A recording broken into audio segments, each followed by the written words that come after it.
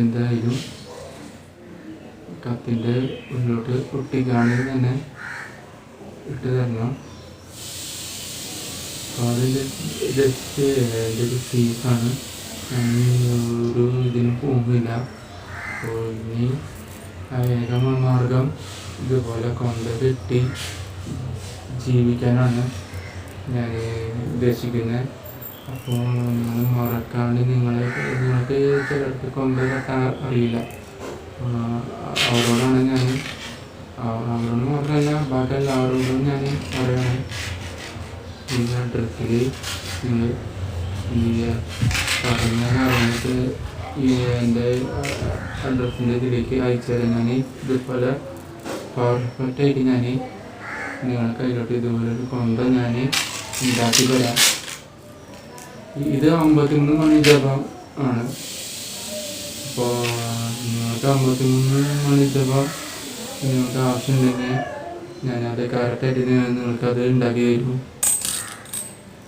അപ്പോൾ നിങ്ങൾക്ക് അതല്ല 10 മണി ജപമാല ആണ് ആവശ്യമെങ്കിൽ ഞാൻ അത് നല്ല രീതിയിൽ പാരപ്പാട്ടായിട്ട് 10 മണി ജപമാല നിങ്ങളുടെ കയ്യിലോട്ട് ഉണ്ടാക്കി തരും.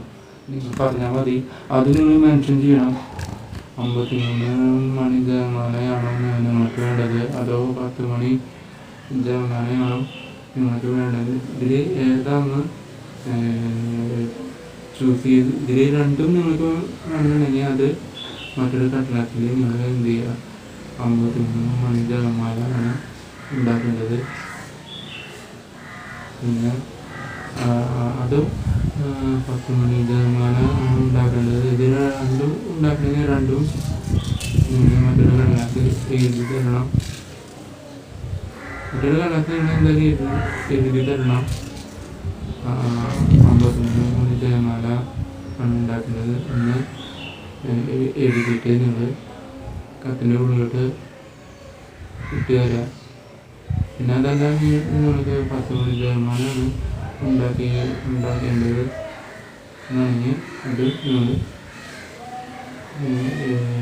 കടലാസിൽ എഴുതിയിട്ട് എന്ത് ചെയ്യുക, കത്തിൻ്റെ ഉള്ളിലോട്ട് ഇട്ട് തരാം. എന്നാൽ പല കാര്യങ്ങൾ നിങ്ങൾ കറക്റ്റായിട്ട് ഫോളോ ചെയ്യുക. ഇപ്പോൾ 10 മണി ജപമാല ആണെങ്കിലും 53 മണി ജപമാല ആണെങ്കിലും നിങ്ങളെന്തായാലും നൈനങ്ങളിൽ 600 മീറ്റർ എന്തായാലും വേണം. ഞാൻ 1200 മീറ്റർ നൈനങ്ങളിൽ വേണമെന്ന് പറഞ്ഞ്